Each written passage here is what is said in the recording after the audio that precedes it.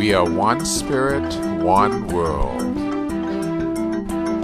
We each experience in our personal relationships and as members of communities the strength of compassion that brings us together and the force of hatred that tears us apart.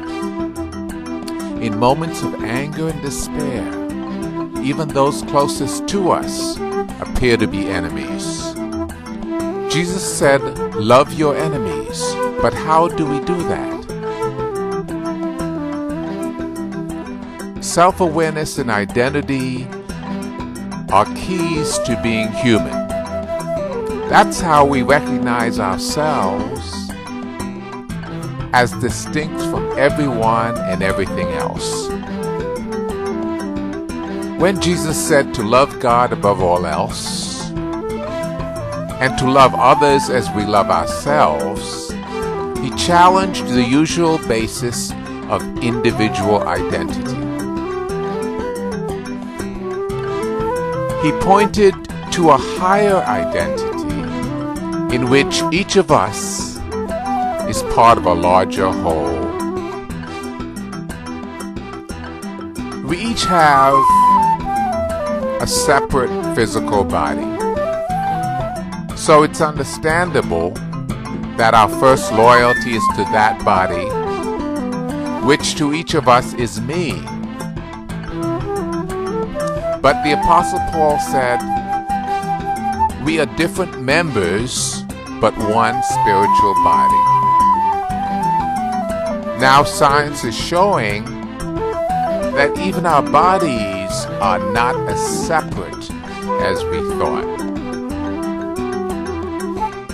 Our minds and bodies are connected in intricate nonverbal communication networks, sending signals and responding to each other continually, without us even being aware of it. Recognizing the unity that Jesus, Paul, and others point to places limits on our individual freedom. We are now responsible for and to each other. But it also enables a greater freedom in which we support each other to achieve purpose that we cannot reach alone. Fear and lack of trust are major obstacles to unity.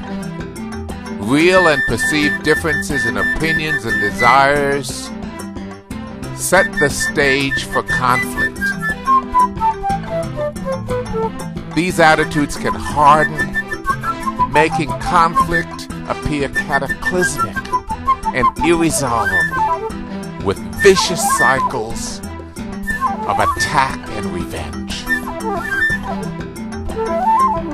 Jesus radically requires that we love our enemies and break the cycle of attack and revenge. We must learn to do this in conflicts between nations and in our own relationships, at home, at school, at work, and in our places of worship. Even in our homes, we can experience abuse from a family member. Loving that person means not continuing to allow them to abuse you. Loving our enemies while avoiding being either a victim or an aggressor is a challenge with no simple answers. But we have examples of how it can work, such as in nonviolent political protest and civil disobedience, and in less public acts of courage by ordinary people. Each day we can look for opportunities to break the cycle of attack and revenge. in our personal and work relationships.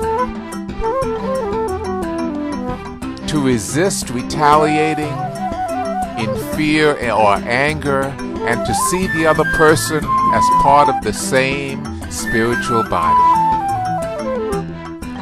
Unity of spirit is available to each of us. We experience it when we come together in worship or in fellowship, but it requires courage to accept it and practice it in our daily life.